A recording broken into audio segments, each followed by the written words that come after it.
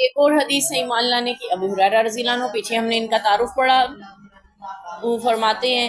نبی پاک صلی اللہ علیہ وسلم نے فرمایا فوالذی نفسی بیدی، قسم ہے اس ذات کی جس کے قبضہ قدرت میں میری جان ہے، لا یؤمن احدکم حتی اکون احب الیہ من والدہ و ولدہ، اور ایک اور روایت میں آتا ہے والناس اجمعین، اس میں یہیں تک ہے والدی۔ تو قسم ہے اس ذات کی جس کے قبضہ قدرت میں میری جان ہے، تم میں سے کوئی شخص مومن نہیں ہو سکتا اس وقت تک جب تک میں اس کے نزدیک اس کی اولاد، اس کے والدین اور تمام لوگوں سے بڑھ کر محبوب نہ ہو جاؤں۔ نبی پاک صلی اللہ علیہ وسلم سے محبت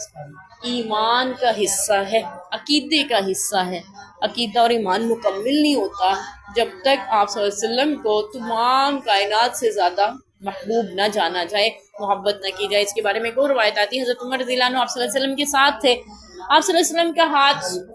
آپ صلی اللہ علیہ وسلم نے ذرائع شفقت ان کا ہاتھ تھاما ہوا چلتے جا رہے، کہنے لگے اللہ کے رسول ساری کائنات میں مجھے سب سے زیادہ آپ سے محبت ہے، اپنی جان کے بعد، ٹھیک ہے، اپنی جان کے بعد، یعنی اپنی جان تو ہر کسی کو پیاری ہوتی ہے نا، اللہ کے رسول مجھے اپنی جان کے بعد سب سے زیادہ آپ سے محبت ہے۔ آپ صلی اللہ علیہ وسلم نے فرمایا تھا، حدیث کا مفہوم ہے کہ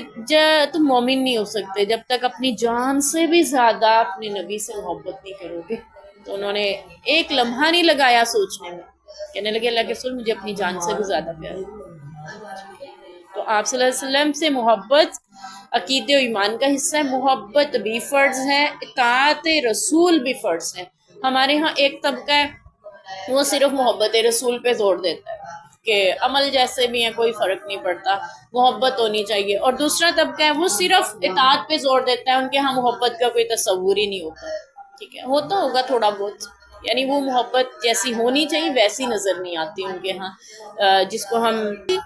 جیسے احکام ہیں، اطاعت میں اتباع لازم ہے، اطاعت کرنی ہے نا نبی پاک کی، نماز ویسے پڑھیں جیسے نبی پاک پڑھیں، روزے ویسے رکھیں گے جیسے نبی پاک نے رکھنے کا حکم دیا،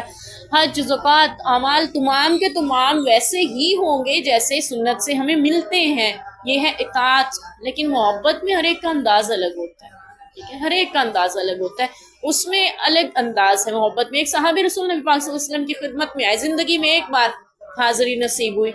انہوں نے دیکھا کہ میرے نبی نے اپنے گریبان کے بٹن کھلے ہوئے تھے، اس وقت جب ملے بٹن کھولے ہوئے ہیں، ہو سکتا ہے گرمی کی شدت سے کھولے ہوئے ہیں، ہو سکتا ہے اپنے انداز میں بیٹھے ہوئے، آپ صلی اللہ علیہ وسلم کبھی بے تکلفہ نہ انسان بیٹھا ہوتا ہے، تو گریبان کے بٹن کھولے ہوئے تھے، اس صحابی نے ساری زندگی اپنے گریبان کے بٹن بند نہیں کی، محبت ہے نا۔ تو ان سے کہتے تھے اتنی ٹھنڈ ہے سردی ہے بٹن تو بند کر لیں، کہتے میں نے اپنے نبی کو دیکھا تو ان کے بٹن کھولے ہوئے تھے، میرا دل نہیں چاہتا کہ میں اس سے الگ رہوں، میرا دل چاہتا ہے میں ویسے ہی رہوں تاکہ میرے نبی کی یاد میرے دل میں رہتی رہے کہ ان کے گریبان کے بٹن کھولے ہوئے تھے۔ اس میں کوئی فرض تو نہیں تھی چیز، کوئی واجب تو نہیں تھا، لیکن محبت ہے، اپنا انداز ہے۔ ایک صحابی آتی ہے نبی پاک کی خدمت میں، عرض کرتی ہیں اللہ کے رسول استحاضہ سے ہوں، حیض کنٹرول نہیں ہوتا، ہر وقت جاری رہتے، تو نماز کیسے پڑھوں؟ آپ نے فرمایا تھا کہ نمازوں کو جمع کر لیا کرو، فجر کی نماز اکیلی پڑھا کرو، ظہر عصر اکٹھی پڑھ لیا کرو، پھر مغرب عشاء اکٹھی پڑھ لیا کرو، ہر نماز کے لیے غسل کر لیا کرو، ہر بار نماز کے لیے، یعنی فجر کے لیے ایک غسل،